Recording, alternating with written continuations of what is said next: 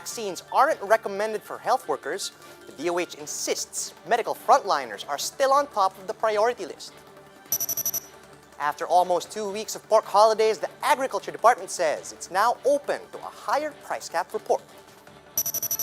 Are you using the credit app Cashalo? Well, it's time to change your password as the company suffers a massive data breach. Who's next for Pac-Man? Bob Arum names the boxer who is possibly the next opponent of People's Champ Manny Pacquiao. And we'll give you a sneak peek of Tom Holland's third Spider-Man.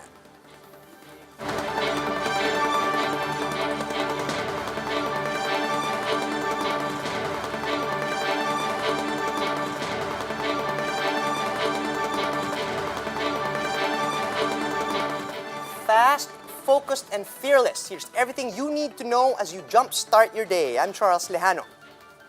The government's vaccine plan might finally kick off next week, but there is still confusion as to who will get the shots first, since the FDA does not recommend SINOVAC vaccines for COVID care health workers.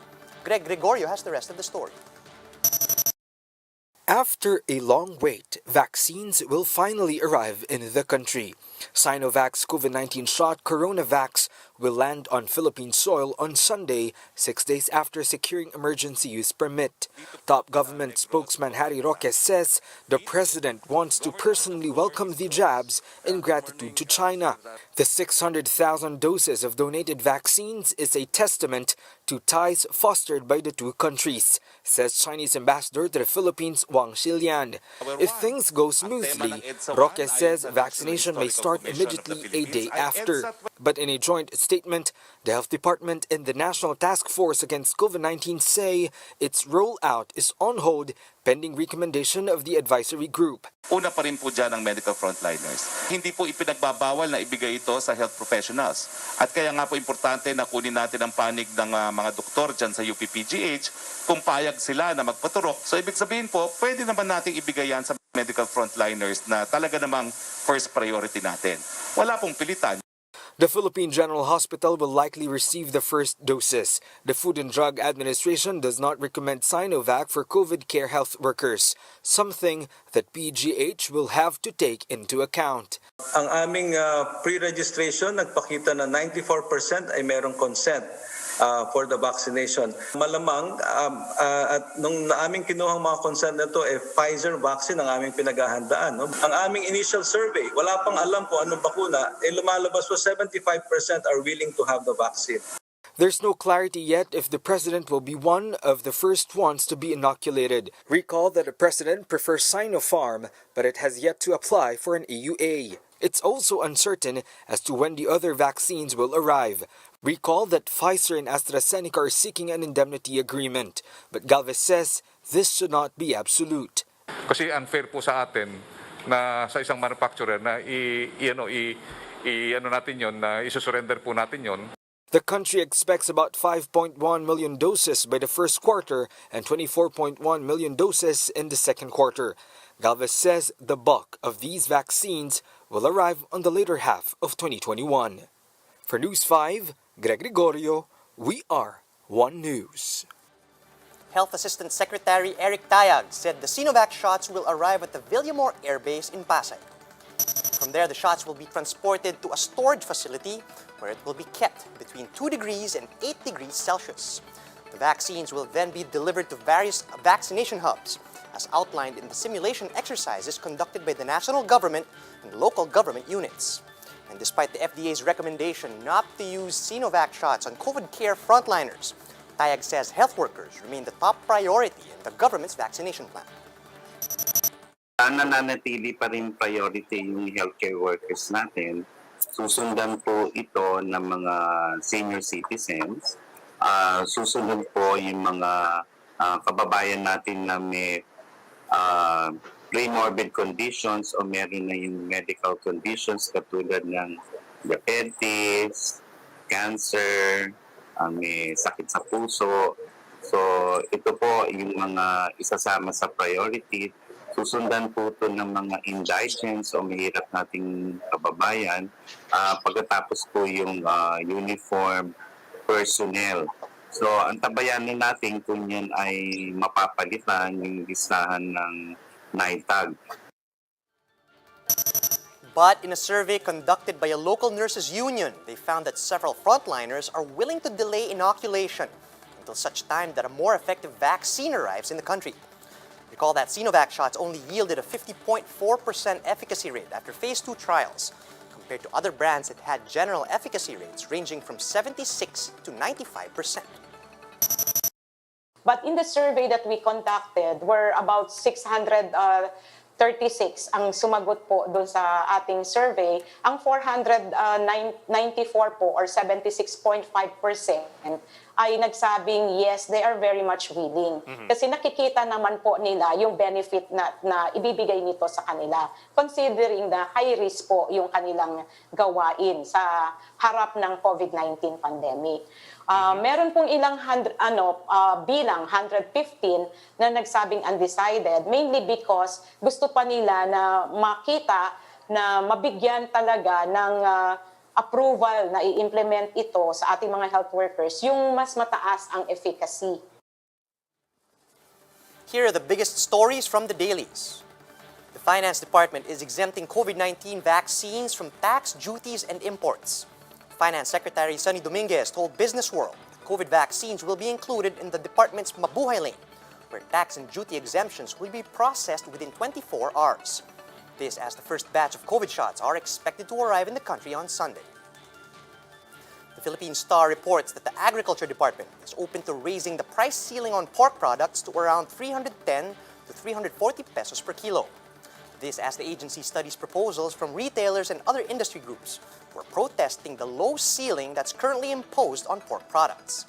Recall that the government imposed a 60-day price ceiling that limited the price of kasim at 270 pesos per kilo and liempo at 300 pesos per kilo. The Pork Producers Federation has been urging the government to raise these price caps to encourage local hog raisers to resume production. And this from Banat, the much-anticipated showdown between People's Champ Manny Pacquiao and Terence Crawford may happen soon. Top-ranked chief Bob Arum said Crawford has narrowed down his contender wish list to Pacquiao and former welterweight champion Shawn Porter. Arum says we'll know for sure this week if a Pacquiao-Crawford match can happen next. The House of Representatives is set to launch a probe into the PNP PDEA shootout starting on Monday. This was confirmed by House Committee Chairman on Dangerous Drugs Ace Barbers in an interview with 1PH sa Totoo Lang. According to a News 5 source, the QCPD informed the PDEA of the upcoming drug bust as early as February 23. The anti-drug agency then supposedly acknowledged this with a certificate of coordination, which is said to be valid until Friday. But for his part, Barbers wants to find out why the misencounter occurred and how a change in legislation can help to prevent such incidents from ever happening again. Gusto namin maiwasan nga yung mga ganitong klaseng insidente na kung saan ang casualty yung ating mga kakampi, hindi yung drug lords, hindi yung mga drug peddlers. So isa to sa sinisilip din namin. Kaya we really feel that it is necessary to talk to these two agencies and find out ano yung nangyari. Ba't kayo nagkaroon ng firefight? In other news, sensitive personal information of over 3 million Filipinos have been compromised after a massive data breach involving mobile app Cashalo. Camille Samonte with a story. From Facebook to her Apple ID and mobile devices, Patricia has been constantly receiving login emails for weeks. Alarmed against a possible hacking, she canceled all requests. After ko i-cancel, in a few minutes, nag-notify siya ulit. Ibig sabihin, may nag-attempt talaga na mag-open.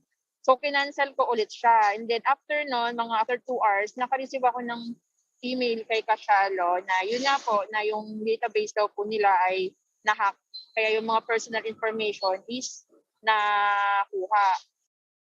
She is one of 3.3 million Cashalo users affected by a data breach. Their username, password, email address, phone numbers, and device identification were allegedly sold on the dark web. Cashalo is a mobile app that offers cash loans and other financial services to its users. The National Privacy Commission will be investigating the breach with the National Bureau of Investigation and the Justice Department. Security measures ba nila up to date? Or best practices ba yung ginagawa nila? May mga policies ba sila? So, para natin masabi na negligent sila at pwede silang But the NPC admits tracking the hacker won't be a walk in the park. Cashalo has apologized to the affected users. It vows to improve security and safety measures. Cybersecurity expert Angel Redoble says Cashalo should have a clear policy on how user data are stored and used. He suggests users to activate multi-factor authentication feature in apps to add an extra layer of security. If that someone tries to do a financial transaction or online banking transaction or mobile banking transaction, then a one-time PIN, a one-time password is sent to you, just to you, right? So you will know, and the transaction will not proceed because of the incomplete process. For Redoble, nothing will beat being extra vigilant in the digital age. For News 5, Camille Samonte, we are One News. Time now for the latest news in the entertainment scene. Christmas is coming early this year for children and everyone who is still a child at heart. Marvel and Sony have announced the third installment to Tom Holland's Spider-Man, while Nickelodeon confirmed the return of the original voice cast for Rugrats. MJ Marfori tells us more. After a web of lies regarding the title of the third Spider-Man movie starring Tom Holland, Marvel and Sony finally revealed its real title, Spider-Man No Way Home. Previous installment's director John Watts will return for No Way Home. It will be released on December 17. Nickelodeon, meanwhile, has a few surprises this year. It will reboot its classic cartoon series, Rugrats. The original 90s voice cast will reunite and reprise their roles. The new computer-generated series will come to Paramount Plus soon.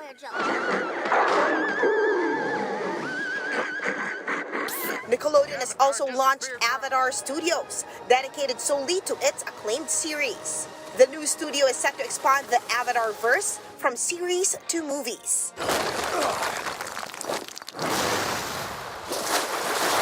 For News 5, MJ Marfori, we are One News. Here are the stories to watch out for later today. The Health Department is expected to discuss the details of the arrival of SINOVAC shots. The NBI has just started its separate investigation into the alleged misencounter between the PDEA and the QCPD. And the COMELEC will be launching its voter registration campaign. #Magparehistro ka.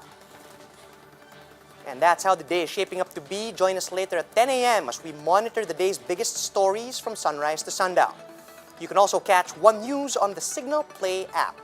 Just register for a free account at www.signalplay.com and stream One News live anytime, anywhere. I'm Charles Lejano. We're One News.